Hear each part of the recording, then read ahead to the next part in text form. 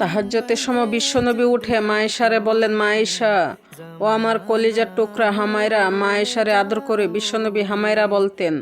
হামায়রা মানে যেই মহিলা রেগে গেলে, খুশি হয়ে গেলে আর রাগের ছুটে, খুশির ছুটে দুইটা গাল আনার ফলের মতো টকটকে লাল হয়ে যেত। সুবহানাল্লাহ। মায়েশা রেগে গেলেন, গালগুলো লাল হয়ে যেত। গাল দুইটা টকটকে লাল আকার ধারণ করত। বিশ্বনবী তাকে হামায়রা বলতেন। হামায়রা, মদিনা থেকে কেউ জেগে নাই, চলো আমরা না দৌড় দৌড় খেলি। মায়েশা মহা খুশি, কারণ সব বিবিরাই চায় স্বামীরা একটু রোমান্টিক হোক।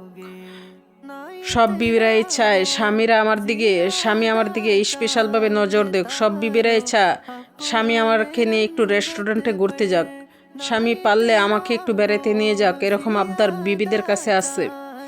কিন্তু কেমনও স্বামী খুঁজে পাবেন, বছরের পর বছর বিবিরকে সালামও দেয় না, কেটকেটে মেজাজ দেখায়, ধমক দেয়, আবার যৌতুকের জন্য পিঠায়।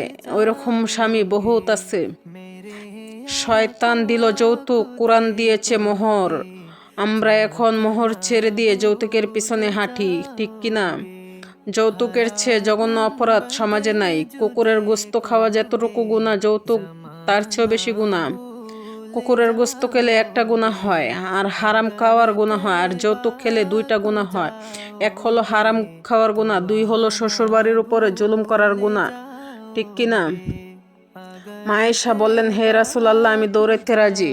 বিশ্বনবী বললেন, রেস্টার্ট কম্পিটিশন, চলো আমরা দৌড়াই। মদিনার এখানে একটা পিলার দেখা যায়, ওই পিলারের মধ্যে কে গিয়ে আগে দৌড়তে পারে। আয়েশা, চলো আমরা দৌড় দেই। বিশ্বনবী বললেন, 1 2 3 রেস দাও, দৌড় দাও, চলো দৌড় দেই। বিশ্বনবী মায়েশার চেয়ে মোটা ছিলেন, মায়েশা চিকন ছিলেন। বিশ্বনবীকে ফেলে মায়েশা ফার্স্ট হয়ে যান। সুবহানাল্লাহ। মায়েশা মহা খুশি, খিলখিলিয়ে হাসছেন।